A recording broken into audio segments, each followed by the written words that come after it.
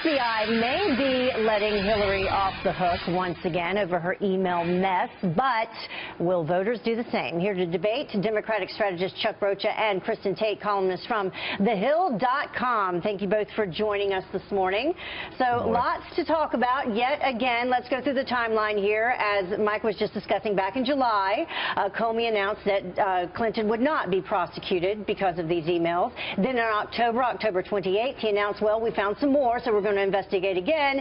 And then just yesterday said, nope, you know what, going back to our original decision back in July, we're not going to prosecute her. But will voters say, okay, it's over and done with? Kristen? I think all that this is really going to do is mobilize Trump's base. Trump supporters are really livid about Comey's latest announcement. They cannot wait to go vote because at this point they feel that preventing Hillary from getting into the White House is the only chance at delivering justice. And meanwhile, Hillary is dealing with a big lack of enthusiasm among her own base.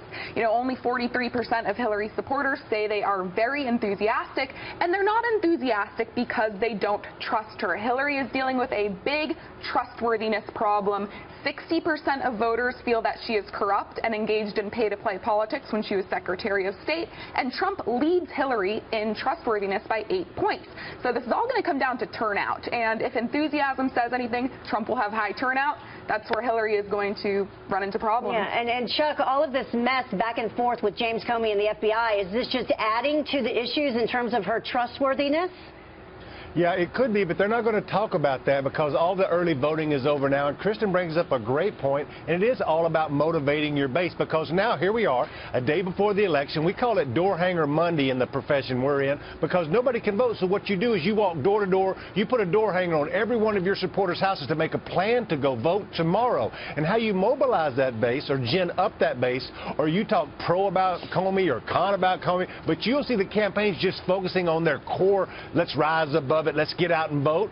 And that's what's going to happen all across the country in these battleground states. And I think that the email stuff was kind of baked in or stirred into an ugly stew, if you ask me. And I think that we've got to actually turn out the vote if it's going to happen on the day before the election. Yeah, ugly stew. We haven't had breakfast yet. I'm pretty hungry. So Donald Trump could actually still win it all, though. The new blue states that are now in play just hours before the election. Take a look at this Fox News electoral scorecard so far. We can take a look at Clinton, the numbers that she has there, and then compare that to Trump, and then you have 63 in play. So, Kristen, it really is doable. It is. I think this is all really going to come down to Florida and North Carolina for Trump. That's where he's got to focus. Also, Pennsylvania is doable for him now if you look at the polls. But again, all about voter turnout. Let's think about the groups that Hillary really needs to rely on to actually go vote. Young people, millennials, as well as minorities. But Hillary Clinton is no Barack Obama. You know, let's take millennials, for example. Why did they turn out in record numbers for Obama? Because they saw him as an authentic candidate who truly represented hope and change. Hillary Clinton is really the opposite of that. They see her as an entrenched candidate who just represents more of the same.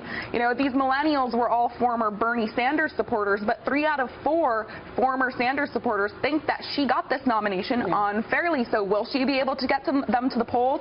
I don't think she'll do as well as Obama did. Some of those WikiLeaks that have been released not benefiting her in terms of Bernie Sanders supporters either. There's also, Chuck, finally the African-American vote not getting out as much this time around, but doing a little bit better with the Hispanic vote for Hillary Clinton.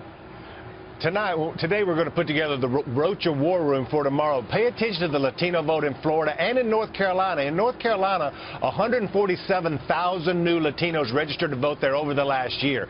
And in Orlando, Florida, 39% of the new Latino voters that have voted and early voted are new voters. These are not polling numbers. These are actual voters. So that's what we're paying attention to kind of get some determination on where this thing is developing for tomorrow. It's going to be an exciting night. Boy, it is. I can't believe we're almost done. But something else will happen, guaranteed. All right, thank you both for joining us, Kristen, Chuck, and we'll see what happens.